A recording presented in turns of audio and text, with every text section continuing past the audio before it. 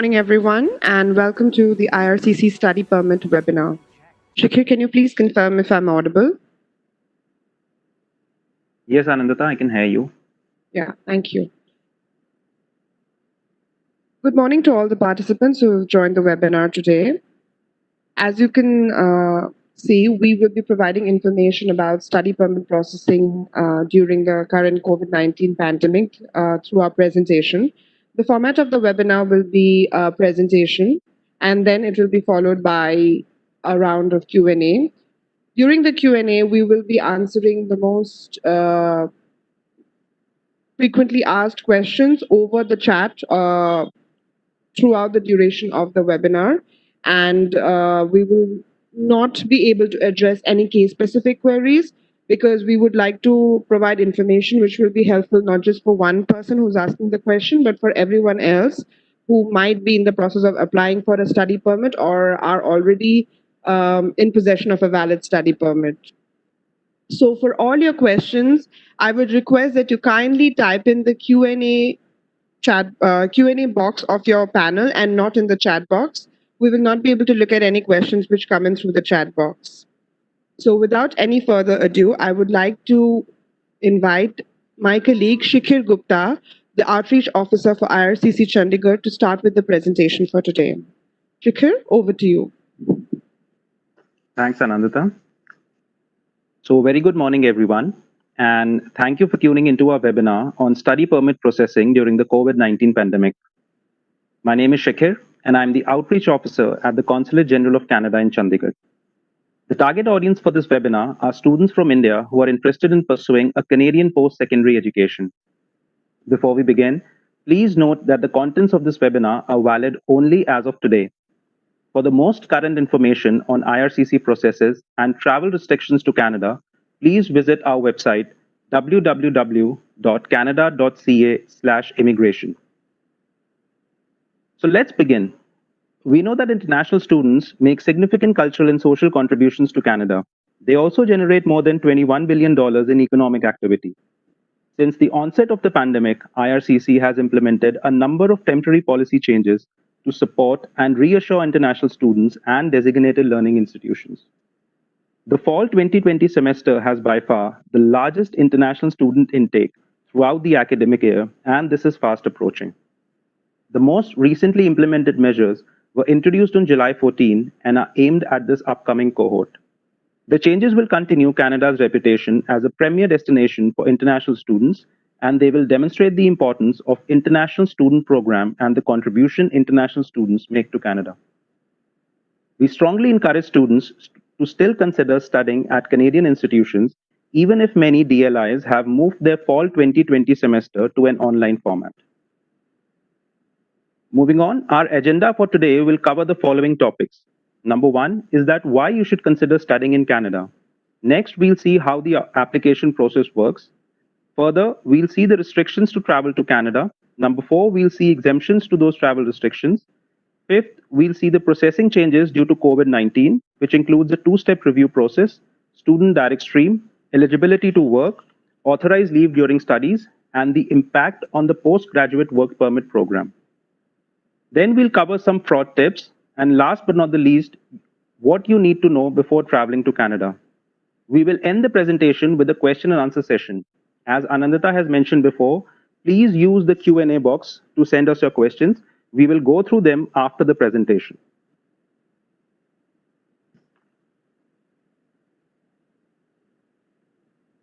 Before we get started on some of the changes put in place, let's focus on why you should study in Canada.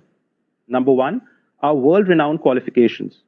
Canada is recognized worldwide for its outstanding quality of educational institutes. Our educators are highly trained and bring diverse perspectives to the classroom. At the university level, 2 out of every 5 academics hold at least one international degree. And we have 11 of the top 250 universities worldwide. Second is affordable education. Canada is known for having some of the lowest university tuition fee among English-speaking countries. Whatever your budget may be, you'll find something just right for you in a diverse range of education options. Third is safe multicultural communities. We are proud to say that the warm and friendly stereotype about Canadians is true. When you come to Canada, you'll find a welcoming country with a unique Canadian culture that embraces diversity. And last but not the least is a path to a promising future. Canadian colleges and university students graduate with a very strong earning potential. To protect Canadians from the outbreak of COVID 19, the Government of Canada implemented travel restrictions that limit travel to Canada. Until further notice, most foreign nationals cannot travel to Canada even if they have a valid visitor visa or an electronic travel authorization. These restrictions stop non essential or non discretionary travel to Canada. In this slide, let's look at the travel restriction exemptions for students in a little more detail. Not all students will be able to travel to Canada under the current travel restrictions. To be exempt, you must be in possession of either a study permit visa issued on or before March 18, 2020, or a port of entry letter of introduction, which indicates that your study permit was approved on or before March 18, 2020. Equally as important, you must also be able to demonstrate that it is essential for you to travel to Canada. For example, you have in person classes or you are already in the middle of your program of study and need to return to it. You can demonstrate this by providing a recently dated letter from your designated learning institute that explains why you physically need to be in Canada for the fall semester. These documents must be provided to the airline at the time of boarding and to CBSA once you reach a port of entry in Canada. Failure to do this may result in denied boarding for your flight or being forced to return from Canada at your own expense. We will not provide any travel authorization letters for students. All you need to travel is your visa or port of entry introduction letter and evidence of your essential need to travel. It is very important to note that you should not travel to Canada until at most 3 weeks before the start date of your class, for which your physical presence in Canada is required. For those who have already been issued visas for a previous semester but were not able to travel to Canada to attend, please send us a copy of your new letter of acceptance and advise us of your new start date. You can send these documents to us via the web form.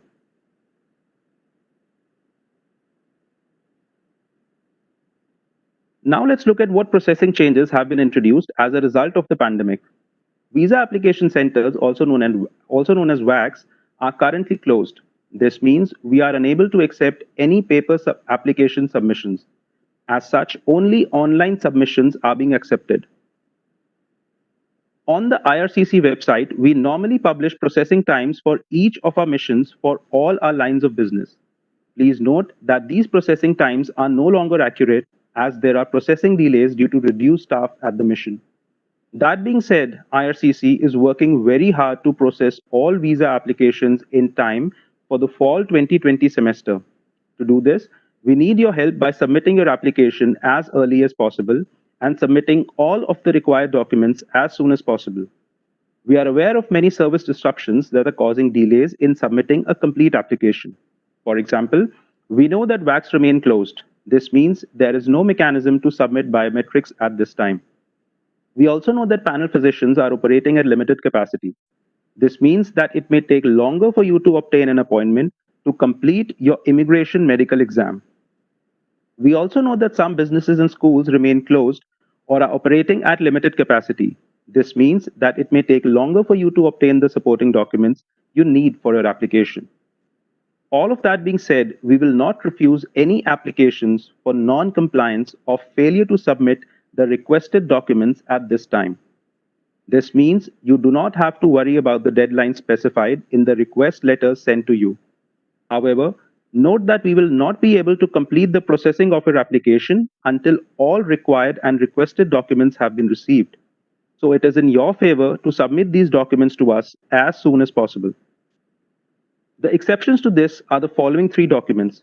You must provide them upfront or your application may be refused. First is the application form. You do not have an application unless you complete the IRCC forms required.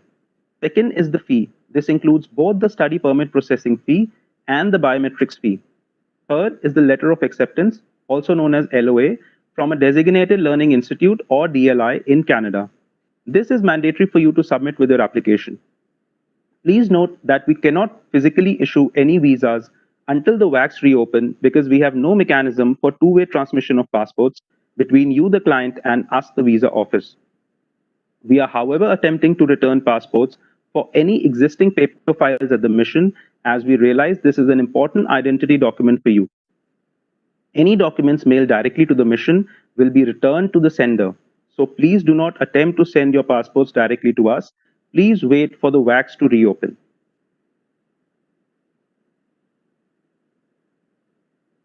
So I've previously indicated that only those with visas issued on or before March 18 may travel to Canada under the current travel restrictions.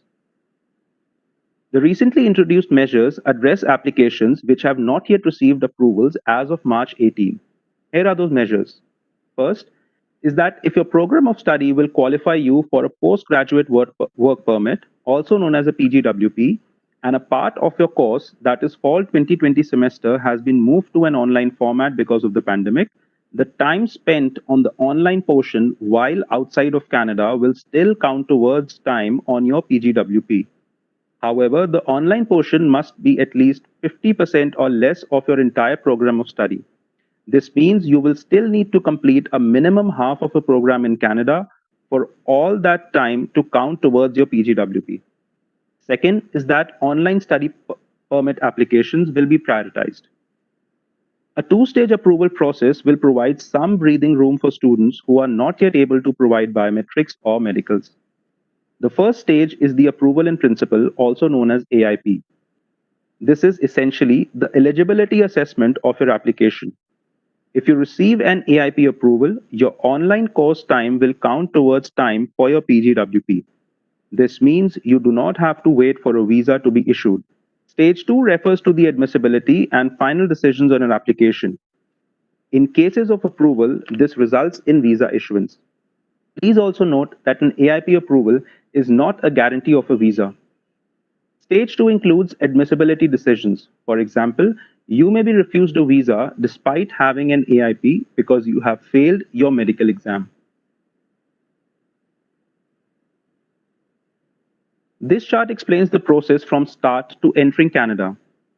Prior to applying for your study permit, you should carefully research designated learning institutions, decide if you're traveling alone, prepare a budget and proof of funds, gather important documents.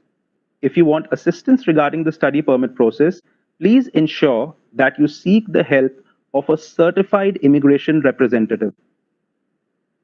After you receive your letter of acceptance, you can apply for a study permit. This is where the process has changed a bit and where your decision-making process has been broken up into two stages. As well, even after being issued a visa, you may still not be able to enter Canada if you're not exempt from the travel restrictions. As you can see, the assessment of your application will be broken up into two stages. Based on the current travel restrictions, even if you are issued a visa, you still will not be able to enter Canada unless you fall under an exemption.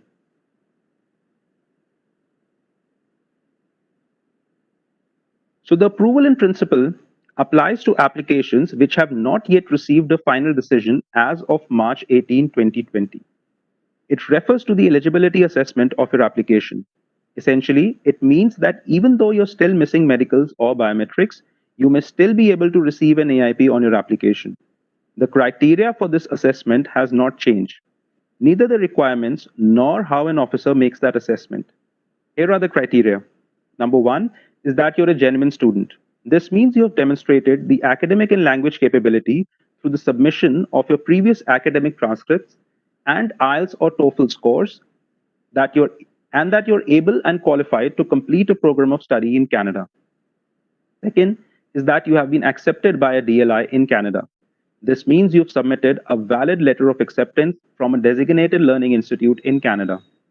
Third is that you have sufficient funds to pay for your studies, living expenses, and transportation without working. This means you've submitted financial evidence of liquid funds to pay for these three things for the first year of school and demonstrated why explanation and proof of how you intend to pay for these three things, that is tuition, transportation, living expenses, for all of the remaining years of studies. Fourth is that you will leave Canada by the end of your authorized stay. This means you have demonstrated through evidence and explanation what your ties are to your home country, which will motivate you to leave Canada once your visa expires. Once you receive an AIP in your application, a letter will be sent to you electronically to relay this information to you. You may also receive requests for biometrics and medicals if you have not yet submitted them.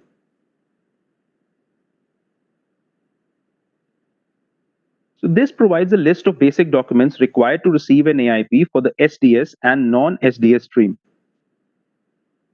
Let's look at the SDS list of mandatory documents for AIP. First, you need a valid letter of acceptance from a designated learning institute in Canada. Second, you need to provide IELTS test results demonstrating 6 in each module. Only in-person test results will be accepted. Please note that we are not accepting online test results. Third, you need to show a receipt or documentation from the DLI that tuition has been paid for the first year. If you also have scholarships or grants, you should also provide documentation to demonstrate this as a part of this requirement. Fourth, you need a receipt for a GIC of 10,000 Canadian dollars. Fifth, you need to submit your most recent secondary or post-secondary school transcripts. And sixth, for Quebec-bound students, you need a CAQ. For the non-SDS stream, here are the mandatory documents for the AIP. First is to submit a valid letter of acceptance from a DLI in Canada. Second is to provide IELTS, TOEFL, or PTE test results. Please again note that no online English language test results will be accepted.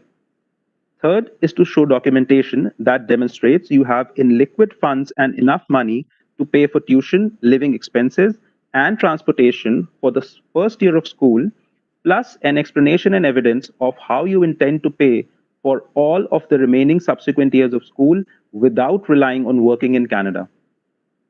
Fourth, you need to submit your most recent secondary or post-secondary school transcripts. And last but not the least, you need a CAQ for Quebec-bound students. Additionally, we would recommend that you submit a letter explaining why you chose a program of study.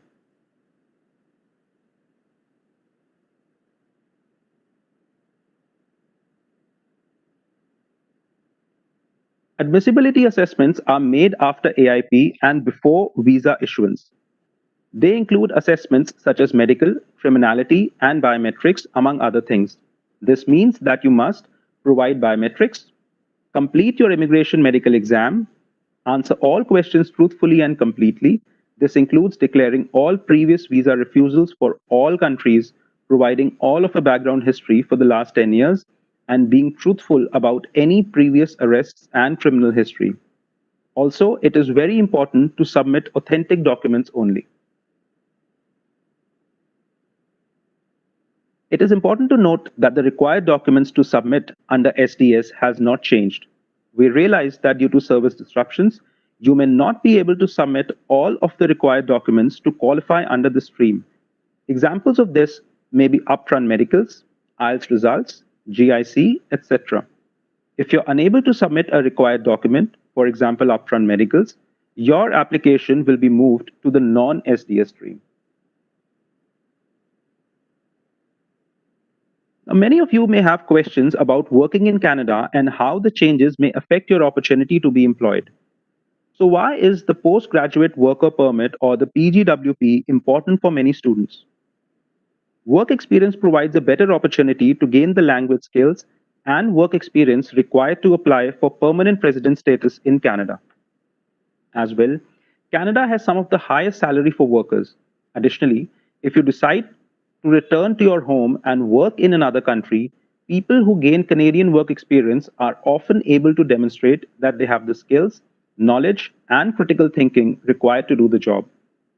It is worth noting that to obtain a 3-year postgraduate work permit, the applicant must have completed a minimum of 2 years of post-secondary studies in an eligible program.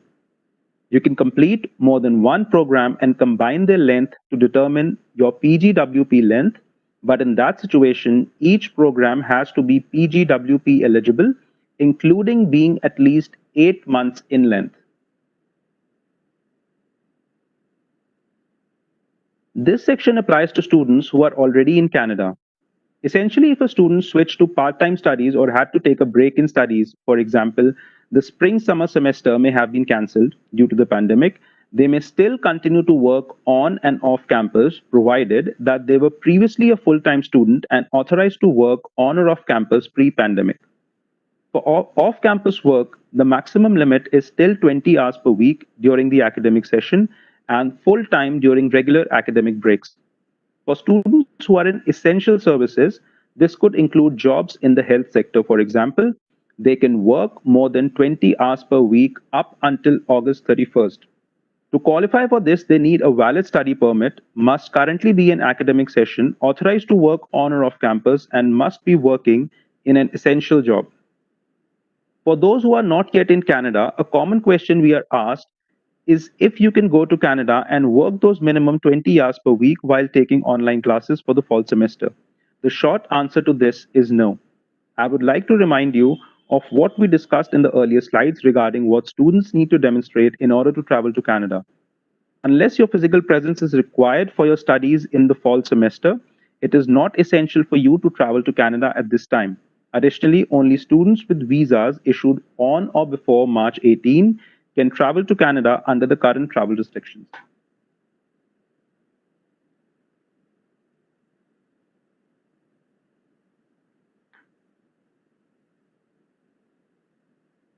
So we have heard your concerns about having to pause mid-studies for one-year programs, so you do not need to exceed the maximum allowable time on online studies outside of Canada in order for the entire program to count towards your PGWP. We are pleased to introduce new measures to address this. Here are the latest changes. If you're unable to travel to Canada at this time due to travel restrictions, your eligible online studies will count towards your PGWP if you already have a study permit, or you have been approved for a study permit, or you will apply for a study permit before beginning your program of studies in January 2021.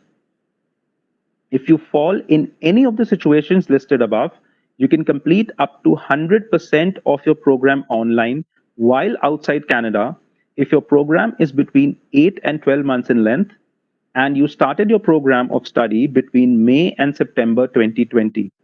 This essentially means that taking an entire one-year program online outside of Canada may qualify the entire program for a PGWP. Additionally, you can complete up to 50% of your program online up until April 30, 2021, while outside Canada if you also eventually complete at least 50% of your program in Canada. Additionally, you can complete 50% of your program online up until April 30, 2021, while outside Canada if you graduate from two different programs within 2 years of each other, and each program is at least 8 months in length, and at least one of the programs started between May and September 2020, and at least 50% of the combined programs is completed in Canada. This means that you could potentially complete a one-year program outside of Canada and then take another one-year program in Canada, and both programs will give you the maximum allowable time towards your PGWP. If you decide to study and work in Canada, you may then decide to make Canada your permanent home. To begin the process of applying for permanent residence in Canada, you must submit your profile in the Express Entry online system. This will show you how many comprehensive ranking system points you have based on your education, work experience, language ability, and other factors. On a regular basis, IRCC invites the candidates with the most points in the Express Entry pool to apply for permanent residence through one of the federal economic immigration programs. If you're invited to apply for permanent residence, your invitation will tell which program you need to apply through and will have 60 days to submit your application. There are other options to apply to immigrate permanently as a worker outside of the Express Entry system. Some examples include the Provincial Nominee Program and the Atlantic Immigration Pilot.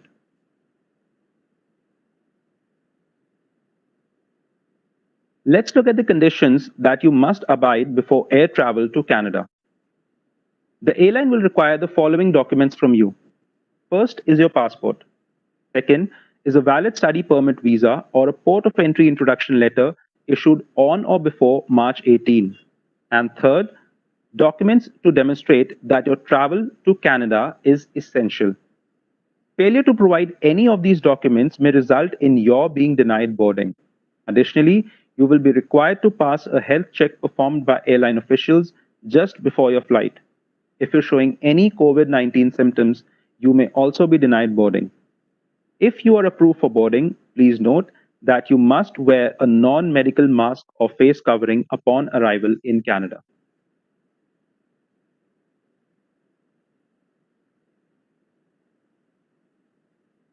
So all travelers must undergo a health check upon arrival in Canada.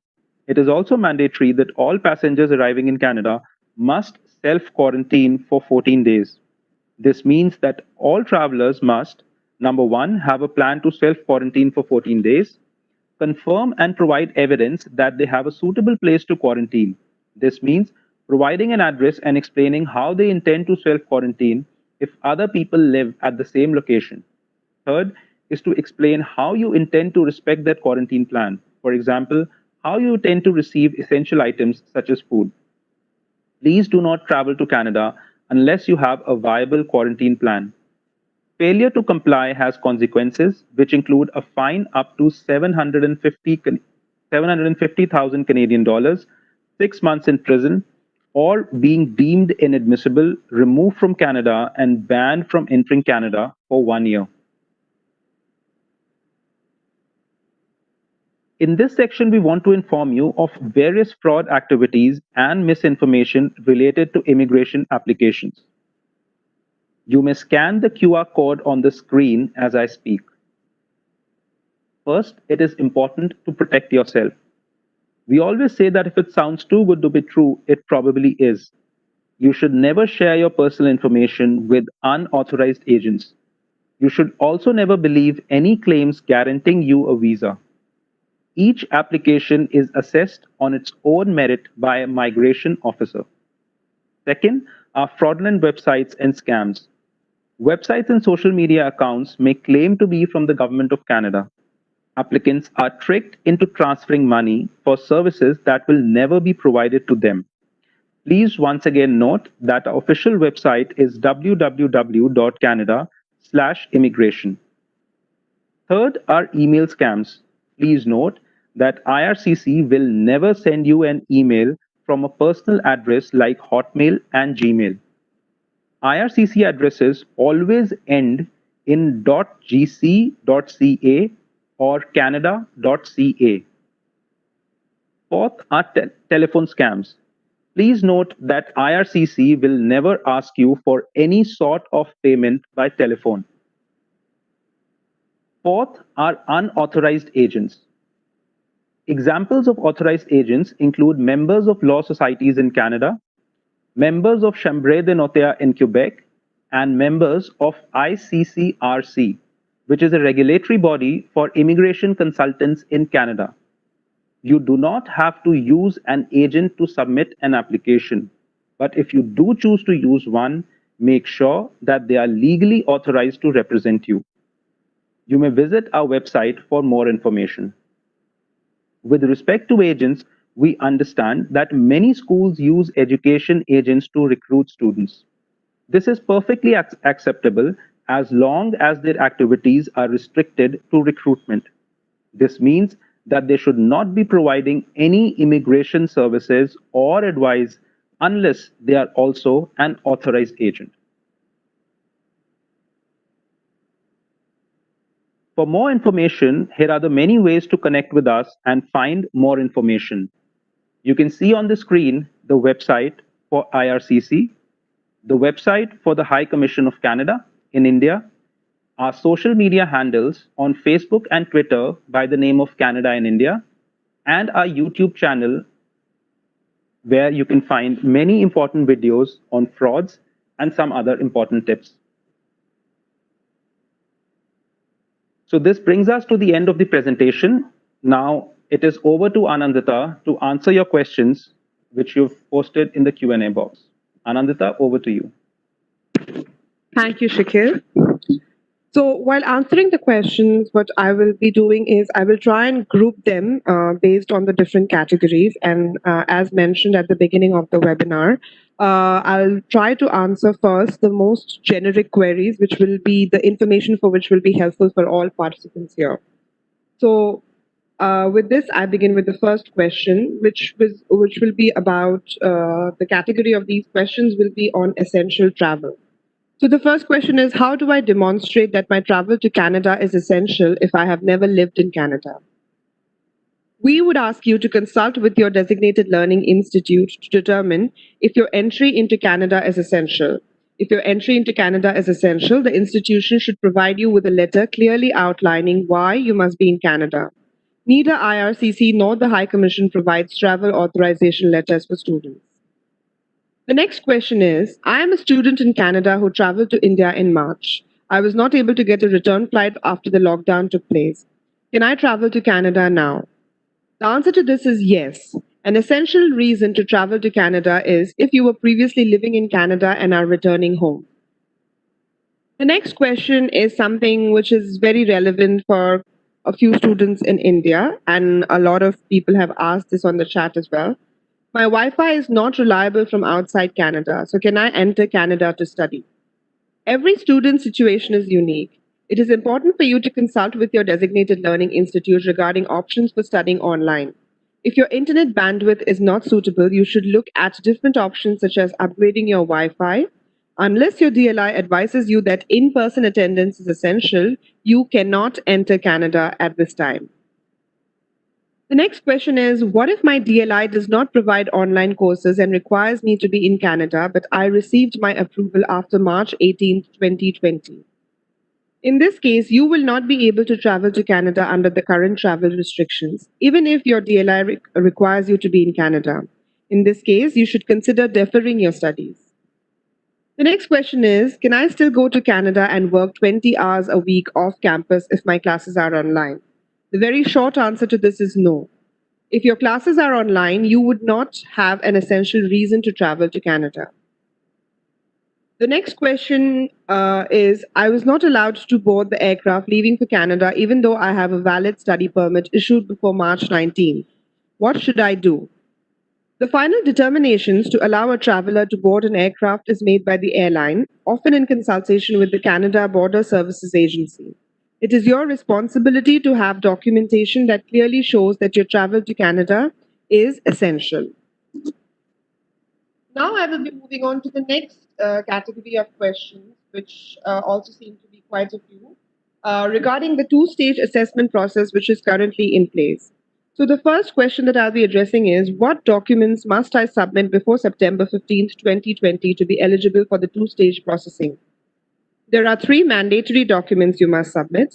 These are the completed IRCC application form, proof that your fees have been paid for your application and biometrics, the letter of acceptance for a designated learning institute in Canada. You should also submit as many of the required supporting documents as possible at the same time as your application submission to avoid delays in processing. The next question is something which I can see that a lot of people have asked us in the Q&A box.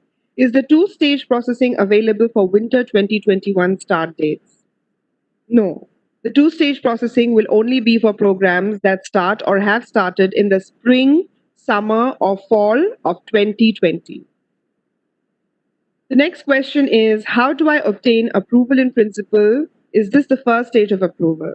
So as mentioned even in our presentation, A.I.P or approval in principle happens in the stage 1 of review of your application.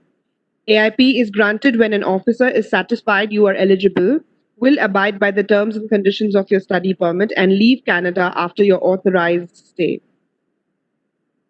A lot of people are asking, what does an officer consider when reviewing an application to grant or deny an approval in principle? So the officer weighs factors including, are you or your family established? Examples of this could be a stable employment with a good salary. Other factors that are taken into consideration are, does your course of studies make sense? You should explain why you choose this course of studies. Do you have sufficient language skills to show you are able to succeed in your studies in Canada? Do you have sufficient funds to Sorry, do you have sufficient funds for your studies and living expenses without relying on working in Canada? And do you have a valid letter of acceptance from a DLI? The next question is regarding documents that one must submit to receive an A.I.P. So people have been asking this question both for the SDS category and even for the non-SDS category. So the SDS category is of course not applicable for students who are from Nepal and Bhutan, and I can see that there are a few students from Nepal who've joined us today. So that will not be applicable for you, but for Indian students, both SDS and non-SDS requirements are applicable. So first, I'll list the documents for SDS. These are the letter of acceptance from a DLI, IELTS test results demonstrating 6.0 in each band, tuition paid for the first year, a guaranteed investment certificate or GIC for 10,000 Canadian dollars, your most recent secondary or post-secondary school transcripts, and your CAQ if you are a Quebec-bound student. For the non-SDS stream, the requirements would be a letter of acceptance from a DLI, IELTS, TOEFL, or PTE results in case of English, and in case you are more fluent in French, then the tests would be TCF, and TEF. Evidence of financial ability to pay for tuition and transportation and your living expenses in Canada, your most recent secondary or post-secondary school transcripts, and your CAQ if you are a Quebec-bound student. The next question is, if I'm missing a document like medicals, can I still qualify for SDS? So the answer to this is no. If you are not able to submit all the documents under SDS, the officer will assess your application as a regular non-SDS application. What do I do if I cannot submit a document within the requested time frame? IRCC will not refuse any applications for non-compliance or failure to submit the requested documents at this time. Please submit the requested documents as soon as you are able, even if the deadline for the submission has elapsed. However, note that we will not be able to complete the processing of your application until all required and requested documents have been received. People have been asking, how will I know if the A.I.P is granted? So, if your A.I.P is granted, a letter confirming your stage 1 approval will be sent to your online account. The letter may request you to complete the rest of your requirements like your biometrics and your medicals if you have not already done so in order to be issued a study permit. The next question is, if I'm granted A.I.P, can I assume that once I complete my biometrics and medicals, I will get a student visa? No. A.I.P is not the same as being granted a visa. The officer will need to establish that you meet admissibility requirements. Note that a stage 2 refusal is uncommon provided that you are truthful in your application, that you have not provided any fraudulent documents, and that you comply with any additional requests immediately. There seem to be a lot of questions regarding when will the stage 2 admissibility decision be completed. So the answer to this is that your stage 2 admissibility decision will be assessed after A.I.P and before visa issuance. This includes an assessment of your medical, biometrics, as well as security and criminality background questions. If your application contains all the documents required for the stage 2 assessment, it will be assessed at the same time as stage 1. Note that we will not finalize any applications for approval until VACs reopen. And as you know, VACs or visa application centers are currently closed, and as per announcements made yesterday on our social media page, they will remain closed throughout September 2020 as well. The next question is, what requirements need to be completed to receive approval for stage 2 admissibility decision? So in order to conduct this assessment, you must provide biometrics, complete your immigration medical exam, answer all questions truthfully and completely. This includes declaring all previous visa refusals for all countries, providing all background history for the last 10 years, and being truthful about any previous arrests and criminal history, and submit only authentic documents. The next question is, what if my school starts prior to me receiving my stage 1 or A.I.P? So you can start school online prior to obtaining your A.I.P. If you receive A.I.P after you started school, all the time will still count towards your PGWP or postgraduate work permit, provided that you submitted your study permit application before September 15. The next question is something which has been asked by a few people, but we are not the people for this. So the question is, Will I receive a refund of my tuition fees if my application is refused when I am studying online in India with a DLI in Canada? So the answer to this is that IRCC will not be able to give you any information on this or comment on it. You need to consult your school or your institute regarding their refund policy. Next, I will be addressing a couple of questions on processing times because I see that there are quite a few questions on that right now in our Q&A box. The first question is, when can I expect a decision on my application? So there have been many service disruptions due to COVID-19 pandemic, so our processing times are no longer accurate. IRCC is working hard towards normal service delivery standards. Applications meriting a refusal are being finalized at this time. Please check your online account or email in case you may have received a refusal letter.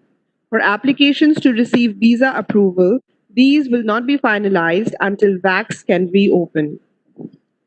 So the next question is, when can I submit my passport so I can get my visa?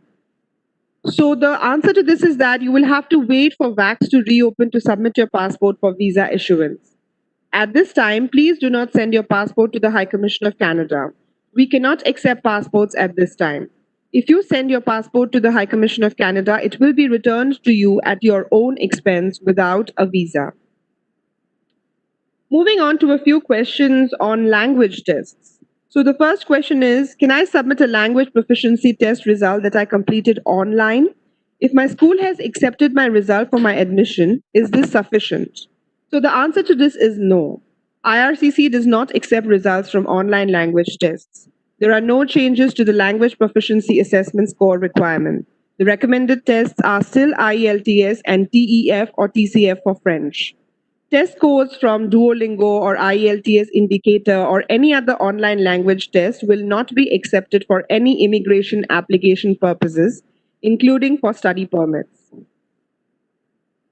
The next question is, what if my IELTS score is expired or about to expire? So you do not need to worry about that in this case because we will accept the IELTS results as long as they were valid on the day you submitted your application. The next question would be about PTE language or PTE test. So, does IRCC accept PTE language scores as proof of language ability for a study permit application? It is recommended that you submit language scores indicated on the IRCC websites. However, if you have completed a PTE language test, you may submit your scores to IRCC using the PTE portal. Do not include your username and password in your study permit application.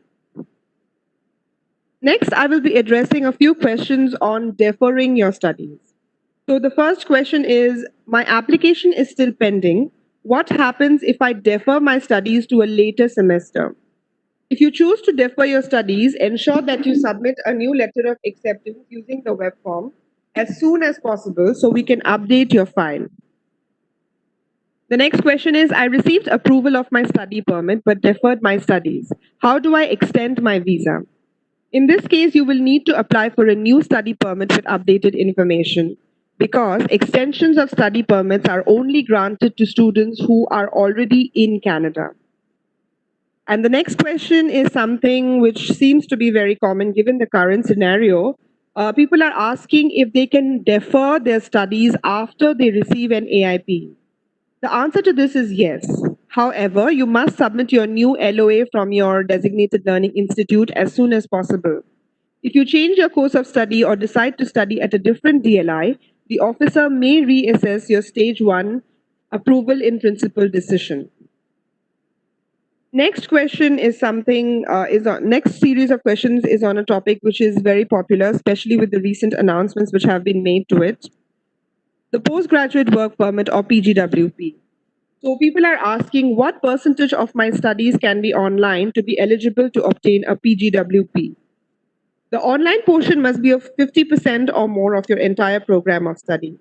This means you will still need to complete at minimum half of your program in Canada for all of that time to count towards your PGWP.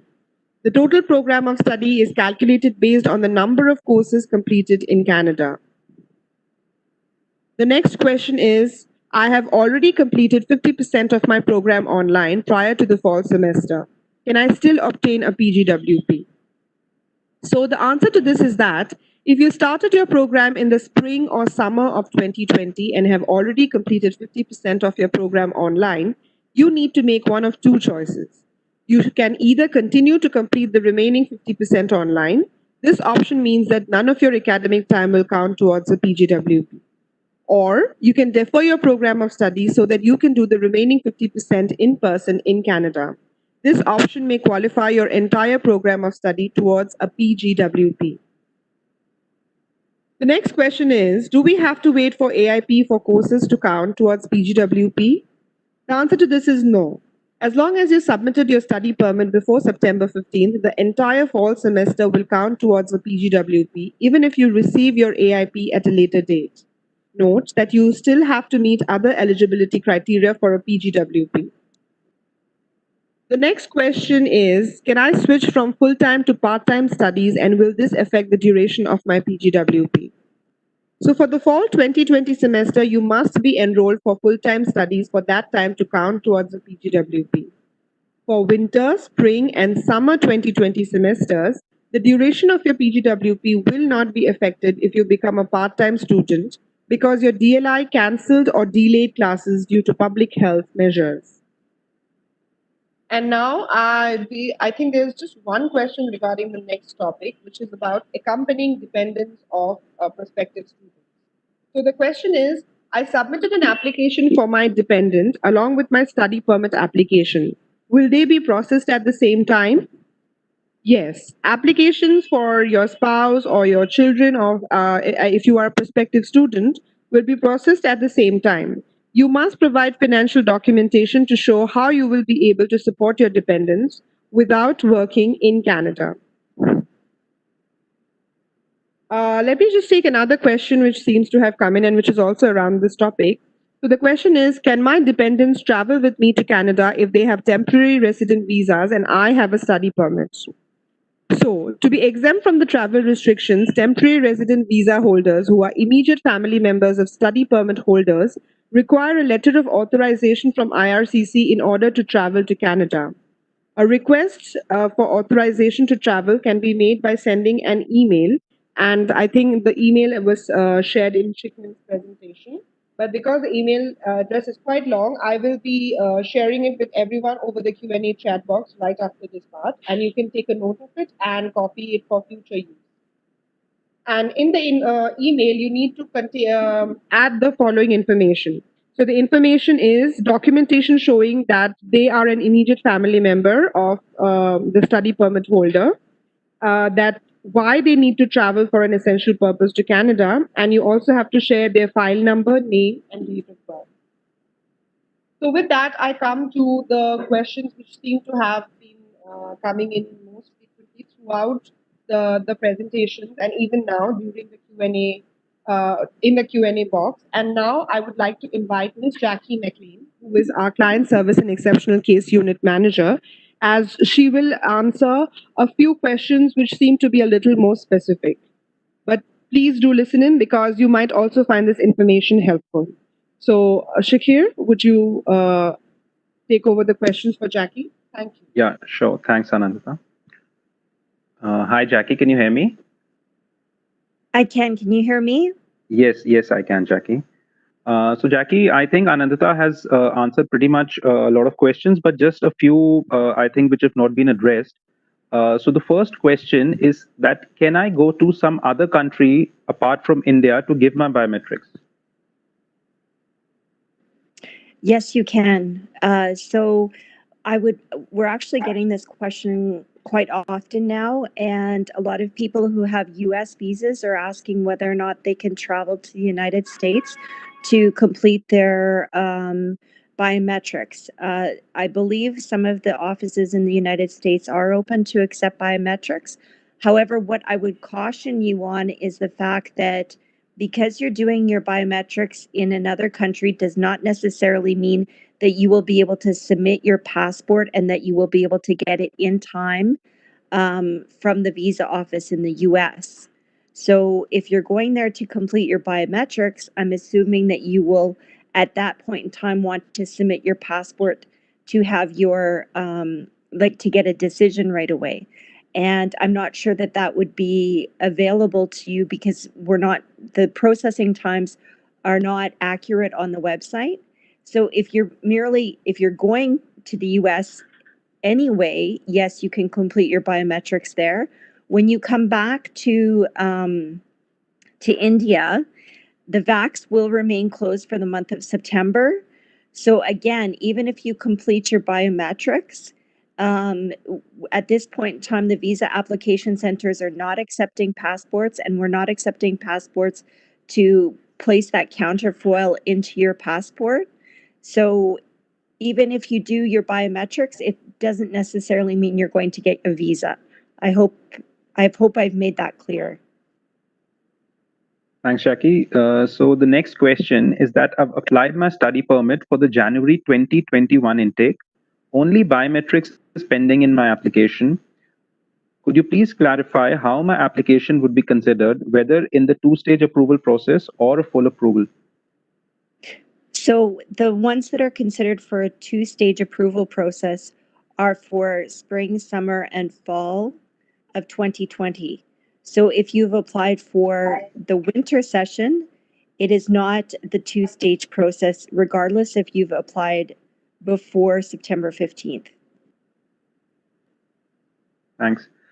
Jackie, so the next question is that Actually, I have already... Shakir, could I just Yes. add one thing to that? Yeah, please, At this please. point, at this point in time, we are prioritizing those applications for students that are starting in the fall session.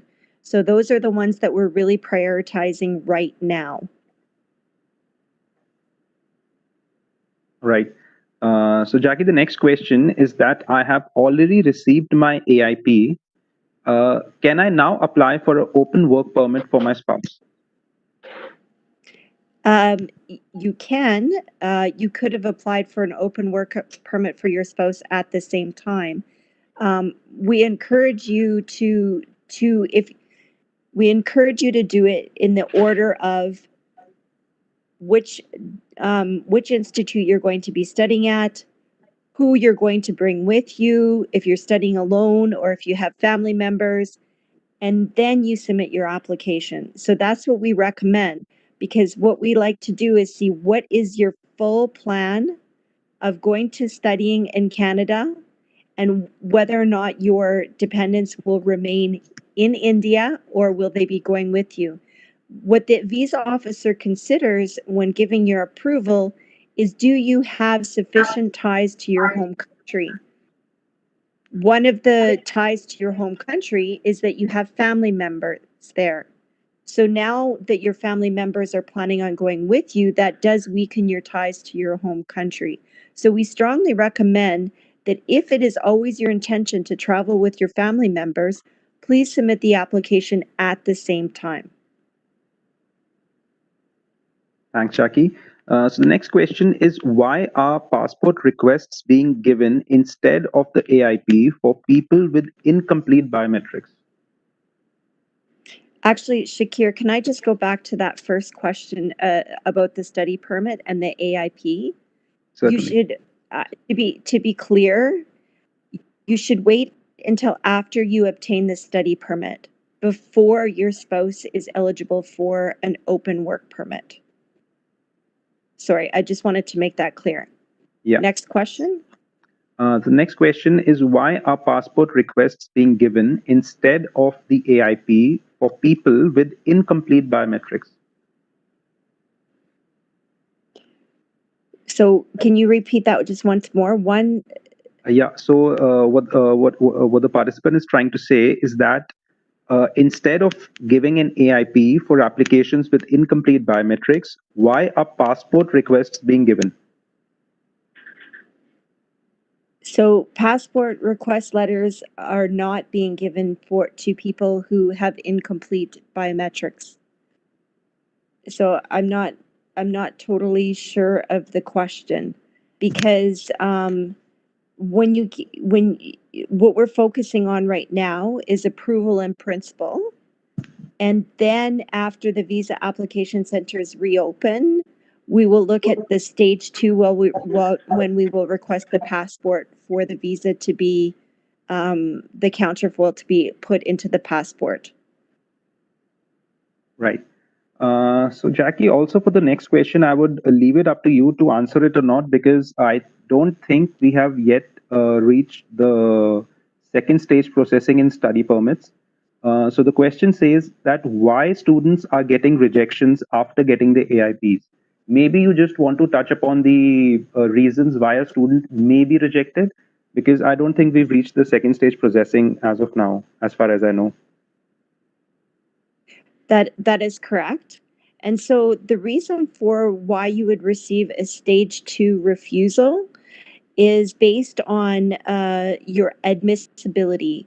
Admissibility means that you do not have a criminal background, you're not security concerned, that you answered the information on your application truthfully, that you submitted authentic documents. So for students, this cohort does not have a lot of refusals based on security concerns or even for criminality. Where we do see refusals on the second stage, and it's again, we want to give assurances to students that stage 2 refusals do not happen very often. By far, the majority of refusals happen because of eligibility. The officer is not satisfied that you would be a genuine student that would have sufficient ties to your home country and would return after an authorized stay. That's usually why a refusal is done. So the admissibility is if you did not answer the information truthfully, particularly if you have been refused a visa for Canada or another country, or you've been deported or removed. If that has happened, you have to answer that question truthfully. The second thing is that you have provided documents that are not authentic. So we have verified the documents at the second stage and realized that the information or the documents that you've provided are not authentic. Last, we do see some refusals because somebody is not necessarily medically inadmissible. Medically inadmissible is 2 stages. So somebody who has a communicable disease like Ebola virus. So that is obviously very rare. The second thing is that they would have excessive demand on our health or social services. So somebody that has tuberculosis would be instructed by their panel physician to undergo a series of treatments. If the student does not comply with that to complete the treatment, then we would refuse based on non-compliance. Not necessarily are they medically inadmissible, but that is what we see most often, is that they don't comply with the request of the panel physician. Also, Jackie, just to bring in that you may want to comment that the question I just asked you may be a fraud case, because we haven't really, started the stage 2 processing, and so there can't really be any, rejections in the second stage, I would say. So maybe you would take this opportunity to tell the participants a little bit more about, the kind of frauds, So I think that's a good question. Is part of eligibility is being, again, satisfied that you're a genuine student. If you've submitted fraud documents or have not answered truthfully, even at the eligibility stage, the officer obviously would not think that you are a genuine student. So they could refuse you on eligibility because of fraud. Fraud doesn't just come in the stage 2. It does we do look at that at stage 1. So if you don't answer something truthfully, or if you have submitted non-authentic documents, it's not going to satisfy the visa officer that you're a genuine student. Thanks, Jackie. Does that answer the question a little bit more, Shakir? Yeah. I just thought that since we haven't gone to that stage of processing, so maybe the question wasn't very accurate. So you could inform the participants of the kind of frauds we see. We do see fraud in one of the questions that we often receive is how come I cannot provide my language testing online? And it is because we do see fraud in language results. And that's why we have to be very careful to only accept in-person testing. So we do see fraud in language results, in secondary documentation. I would say probably the most fraud that we see is in financial documents. So that is why we strongly encourage people to still apply under SDS, because it's easily verifiable that you've paid for your tuition and that you have a GIC. So sometimes it's not even the fault of the student, but rather the representative or agent that they're using. And sometimes what they do is they try to bolster their application by submitting documents that show that they have more money or they're more established than what they are. So make sure that you use an authorized representative. That is very important. If you use an authorized representative and they do not represent you properly, then you have the ability to go back and report your authorized rep to the ICCRC or to the Law Society and indicate what they have done, and there will be repercussions for them. However, if you choose to use an agent or someone that is not authorized to represent you, you do not have any way to report them and show that in actual fact it was the representative that didn't submit the documents required for your application or didn't submit the correct information. Thanks, Jackie. So the next question, I'm not sure if you have an accurate answer to that, but we are getting a lot of questions to that effect. Is that can we expect to travel to Canada before December? Gosh, I wish I knew. So the thing is, we're really the travel restrictions are happening month by month. So you will notice that the travel restrictions were until August 31st. Now they've been extended into. So really, it depends of our healthcare system, the situation in, and there's a large number of people with the coronavirus. So I don't have an answer, as you alluded to, Shakir, but we strongly encourage you to watch our Facebook social media pages to find out the different changes in the travel restrictions. Thanks, Jackie. So I'll move on to the next question. It says that if I've already deferred from fall to winter, will it affect my eligibility in the A.I.P? And how do I submit the new letter of acceptance in this case? So the visa officer will look at the documentation that you have now. And if you have already deferred, what we would suggest you do is submit that deferral through the web form. So you can search through just Googling IRCC web form. It will come up and you submit your documentation indicating that you have deferred your studies through the web form. Until that happens, it's likely that the officer will assume that you will be going to school with your current letter, provided that it has not expired. Thanks, Jackie. So the next question we have is that whenever VFS centers open, then how long will it take to receive final decision after providing our biometrics? So that's a difficult question to answer because a lot has to do with volumes and our capacity.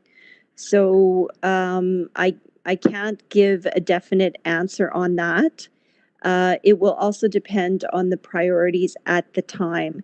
So right now, students are top priority. We're trying to get as many cases done, and I'm sure many of you have already received your approval in principle.